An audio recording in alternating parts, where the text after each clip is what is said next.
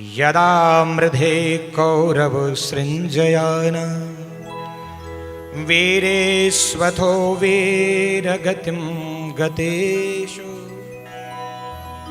प्रिकोदराविद्धगदाभिमर्श भग्नोरुदण्डे धृतराष्ट्रपुत्रे। यदा मृधे कौरव सृञ्जयाना, जब पांडवों का कौरवों का 18 दिन का युद्ध समाप्त हुआ तो अंतिम युद्ध दुर्योधन और भीमसेन के बीच लड़ा गया महाराज, जिसमें जंघे पर प्रहार वर्जित था और श्री भीमसेन ने जानबूझकर जंघे पर प्रहार किया।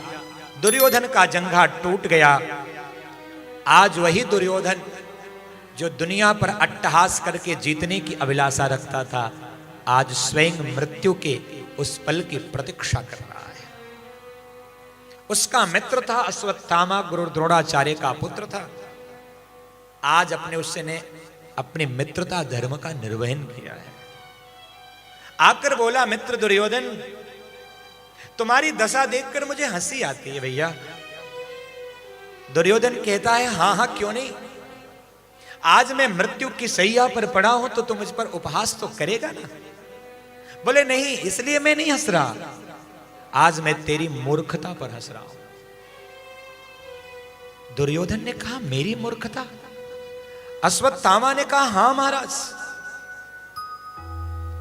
आप अगर अपने युद्ध के प्रथम दिन ही मुझे अपने सेना का सेनापति बना दिए होते तो शायद युद्ध का परिणाम ये नहीं होता जिसे मैं देख रहा हूं। पर आपको तो अपने अतिरथी वीरों पर भरोसा था।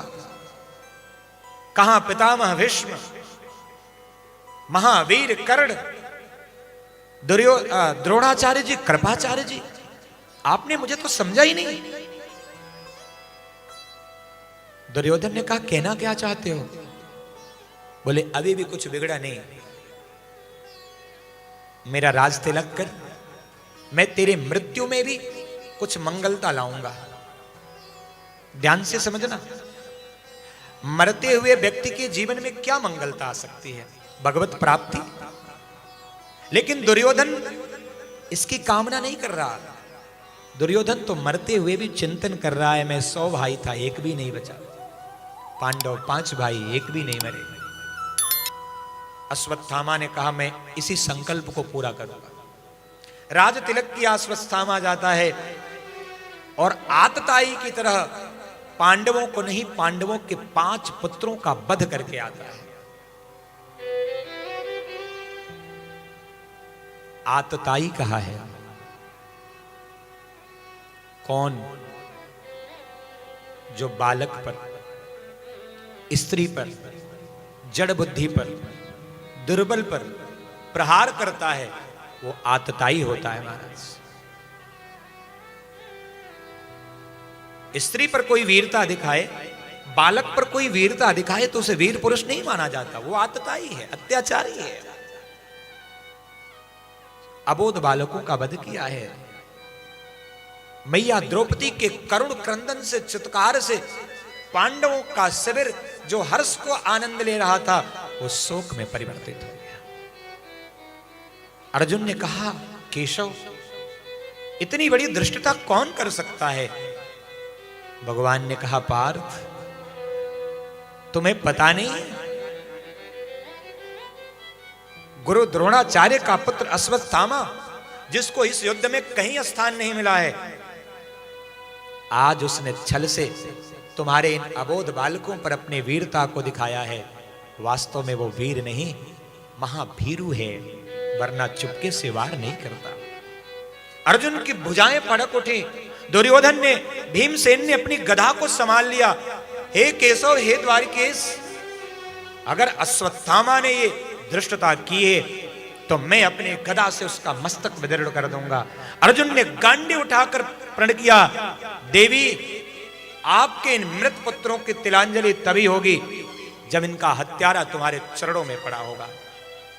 भगवान रथ पर आरूढ़ हुए। अर्जुन गांडीव के साथ उस रथ पर बैठकर चल पड़े हैं। ब्रह्मास्त्र का संधान करके अश्वत्थामा को बंदी बनाया और लाकर द्रौपदी के चरणों में पटक दिया। देख द्रौपदी, तेरे पुत्रों का हत्यारा आज तेरे चरणों में पड़ा है, बता तू इसे क्या दंड देना चाहती है। प्यारे, जिनके पुत्रों की हत्या की गई हो, कुछ क्षण पहले ही वो भी उन पुत्रों का सिर भी मैया देख नहीं पाई है और उन पुत्रों का हत्यारा सामने खड़ा है, फिर भी मैया द्रौपदी महान है।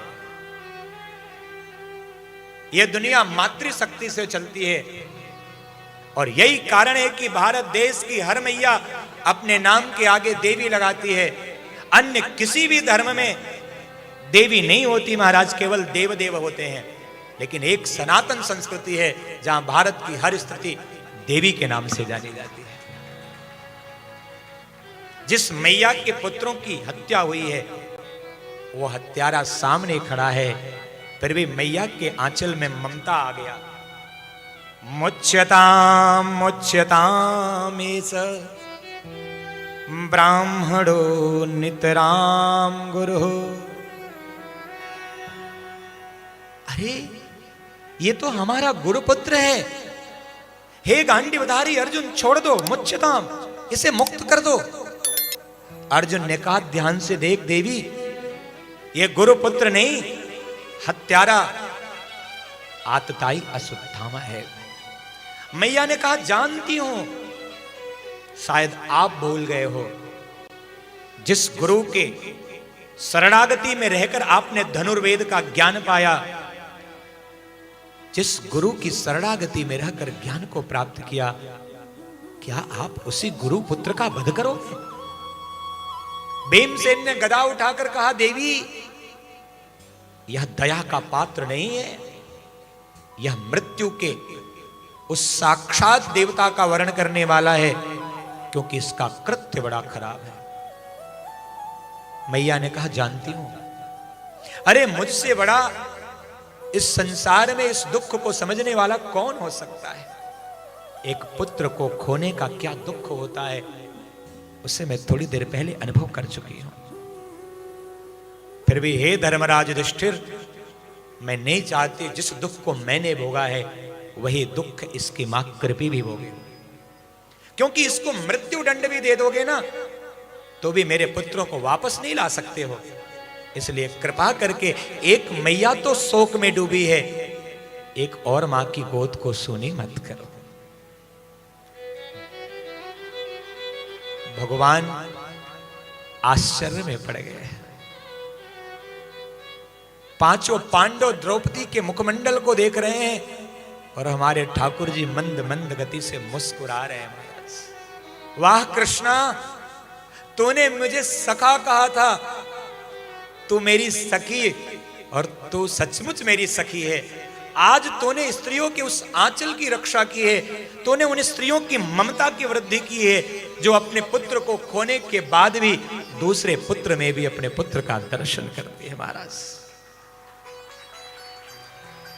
द्रौपदी मैया ने जब मना किया, भीमसेन गदा लेकर बढ़े, स्वयं ठाकुर जी बीच में प्रकट होकर दोनों को रोक देते हैं और पूरी सभा को उपदेश देते हुए कहते हैं, हे धर्मराज युधिष्ठिर, इस संसार में धर्म की स्थापना करना तो कोई आपके परिवार से सीखे। ब्रह्म बंधुर्न हन्तव्य आततायी बधार्हणः मये उभयमाप्नातम् परिपाह्य अनुशासनम्।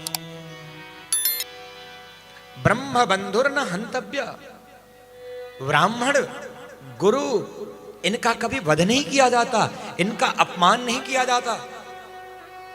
इस धर्म का पालन तुम्हारी पत्नी पांचाली द्रौपदी कर रही है।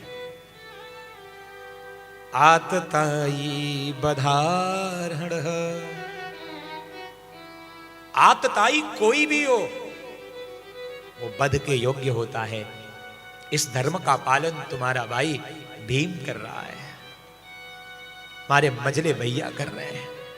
इसलिए मैं दोनों के भाव से प्रसन्न हूं युधिष्ठिर जी। दोनों अपने धर्म का पालन कर रहे हैं। मैं उभयम आपनोतु, मैं दोनों के साथ हूं। परिपाह्य अनुशासनम, इसलिए अनुशासन में रहकर इन दोनों की मर्यादा का पालन करो। थोड़ा चिंतन करो। भगवान ने तो बड़ी आसानी से कह दिया मैं दोनों के धर्म से प्रसन्न हूं, इसलिए दोनों की मर्यादा का पालन किया जाए। पर क्या वास्तव में ये दोनों मर्यादा पालन करने योग्य है? भीमसेन कहते हैं मैं मार दूंगा, मृत्यु दूंगा, और मैया कहती है मैं बचा लूंगी, मैं छोड़ना चाहती हूं। तो एक ही का वचन पूर्ण हो सकता है, या तो मार दिया जाए और नहीं तो छोड़ दिया जाए। और भगवान कह रहे हैं दोनों पूरा करो। जय हो। ये टेढ़ी टांग वाला कभी सीधी बात बोलता ही नहीं महाराज, और इसको तो वही समझ सकता है जिसको गीता का उपदेश मिला हो। आप सोच रहे हो सोफा पर बैठे बैठे हम भागवत जी की कथा समझ लें, बड़ा कठिन है महाराज। परिपाह्य अनुशासनम, तुम्हें अपने जीवन में अनुशासन का पालन करना होगा, और वो अनुशासन तभी आपके ऊपर आ सकता है, आपके जीवन में आ सकता है, जब आप सत्संग का लाभ लिए हों, जब आप गुरु की शरणागति लिए हों। और अर्जुन महाराज ने तो वंदे कृष्णम जगत गुरु, जगत गुरु भगवान श्री कृष्ण को ही गुरु मान लिया था। इसलिए अर्जुन को बात समझ में आई, प्रभु मैं आपका आशय समझ गया, मैं आपके वचन का पालन करूंगा। प्रसन्न हो गए भगवान, वाह मेरा गीता सुनाना सार्थक हो गया पार्थ, दिखाओ दुनिया वालों को कि मेरे वचन को सिद्ध कैसे किया जाता है। अर्जुन ने निकाली कटार और अश्वत्थामा के माथे पर लगी हुई इस मणि को निकालकर उसका मुंडन कर दिया और धक्के मारकर सभा से बाहर निकाल दिया। एक तरह से रक्षा भी हो गई और उस विज्ञ पुरुष का चित्रपट वध भी हो गया। व्यास जी कहते हैं वपनम द्रविड़ादानम अस्थान निर्यापणम तथा एस ही ब्रह्म बंधुनाम बधो नान्यो अस्ति दैहिकः। वपनम मुंडन करा देना, दिया हुआ दान छीन लेना, शिखा काट लेना और सभा से बहिष्कृत कर देना, यही विद्वान पुरुषों का वध है। नान्यो अस्ति दैहिकः, इनका शारीरिक वध नहीं किया जाता।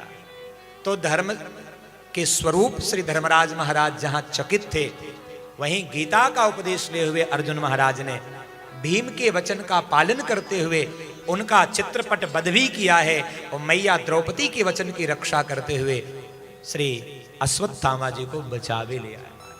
बोलो भक्त वत्सल भगवान की जय।